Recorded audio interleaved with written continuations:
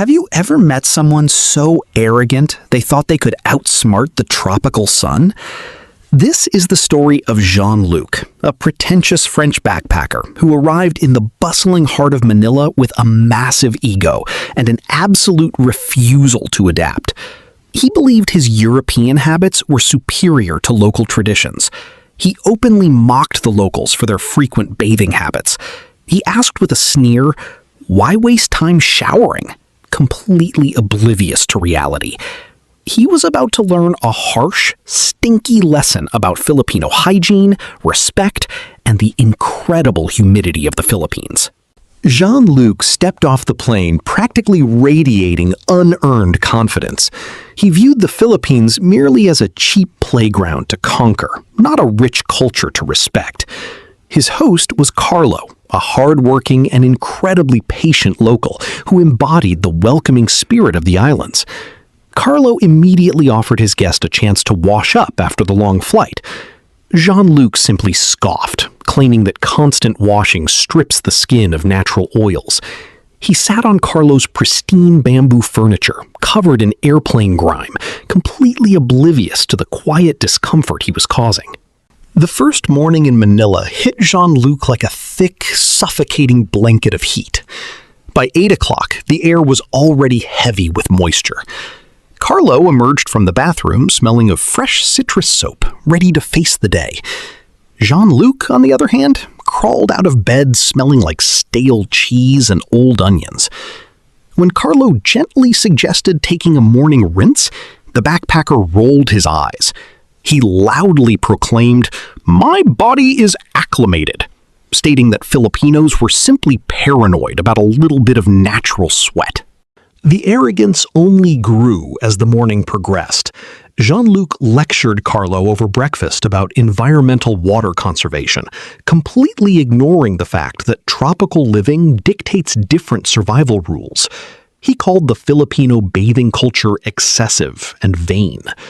Carlo smiled politely and tried to explain that in the Philippines, staying clean is a matter of profound respect for oneself and for others. It is deeply tied to the concept of malasakit, showing care for how your presence affects the community. Jean-Luc dismissed this beautiful cultural nuance as utter nonsense. Determined to prove his resilience, Jean-Luc insisted on walking to the local market at high noon. The Philippine sun is unforgiving, and the humidity hovered near 90%. Within 10 minutes, the Frenchman's trendy linen shirt was glued to his back. He was sweating profusely, but his stubborn pride kept him marching forward. He refused to buy a towel or take a moment in the shade. He wanted to show the locals that a rugged traveler could easily handle what they considered unbearable heat, completely blind to how ridiculous he looked. Inside the crowded market, the consequences of his stubbornness became impossible to ignore. Filipinos are known for their warmth, but they also possess incredibly sharp senses regarding cleanliness. As Jean-Luc pushed his way through the vibrant stalls, a noticeable bubble of empty space formed around him. Vendors took discreet steps backward. Shoppers pinched their noses subtly. Jean-Luc noticed the avoidance and muttered, "They are just unfriendly," unable to comprehend the truth. His overwhelming sour body odor was deeply offensive in a culture that prizes immaculate personal hygiene. They returned to Carlo's home in the late afternoon. Carlo immediately headed for his second shower of the day, washing away the city dust and market grime. Jean-Luc threw his sweaty body onto the couch, proudly declaring that he survived the walk without needing a wash. He boasted about his natural musk, claiming it was a sign of true masculinity. The living room quickly filled with a sharp, eye-watering stench. Carlo remained a gracious host, offering iced calamansi juice, but even he had to sit across the room to breathe comfortably. The next morning brought a neighborhood gathering. It was a perfect display of bayanihan, the beautiful Filipino tradition of communal unity and cooperation. Neighbors were helping repair a communal roof before the rainy season started. Everyone was working hard under the blazing sun, yet no one smelled foul. They carried themselves with dignity, taking quick splash breaks to stay fresh. Jean-Luc showed up to supervise rather than help. He stood around exuding an aura of superiority and an incredibly potent stench that immediately disrupted the harmonious atmosphere of the hardworking community. The situation escalated when Jean-Luc decided to share his unsolicited opinions with the community elders. He loudly mocked a young man for washing his arms at a nearby water pump. He declared that Filipinos waste time, hiding from natural scent, and called their hygiene practices primitive and obsessive. The locals stopped their work. They did not yell or curse at him. Instead, they looked at him with a mixture of deep pity and quiet disgust. He had insulted their way of life right in their own home. The community response was a masterclass in silent rejection.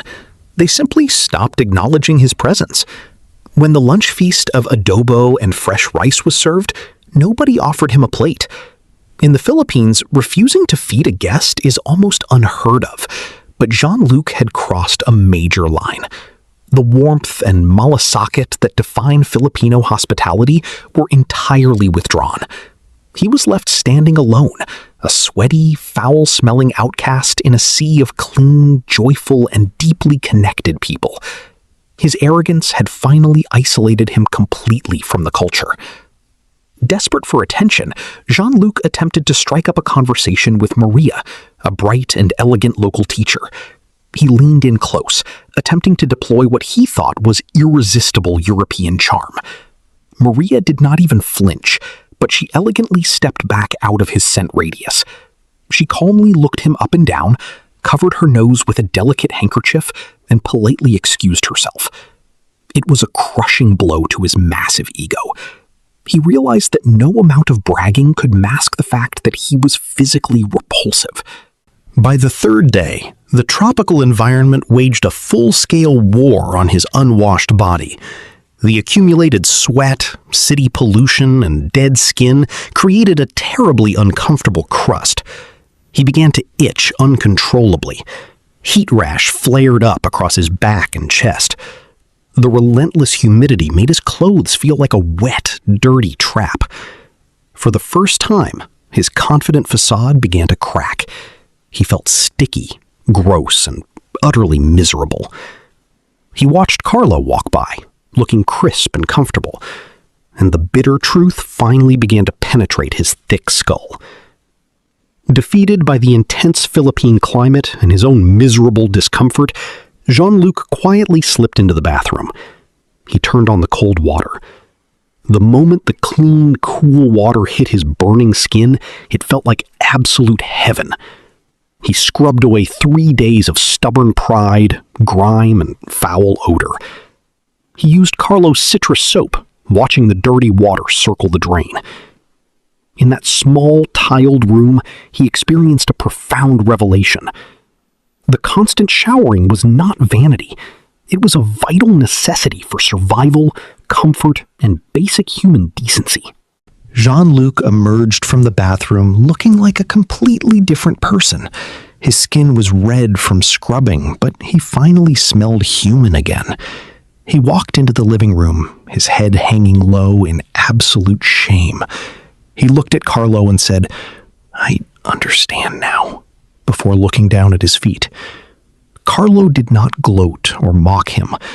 True to the incredible grace of Filipino culture, Carlo simply handed him a fresh, clean towel and offered him a plate of warm food.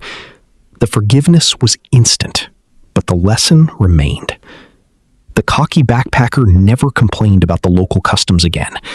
He learned that Filipino hygiene is much more than just washing away dirt.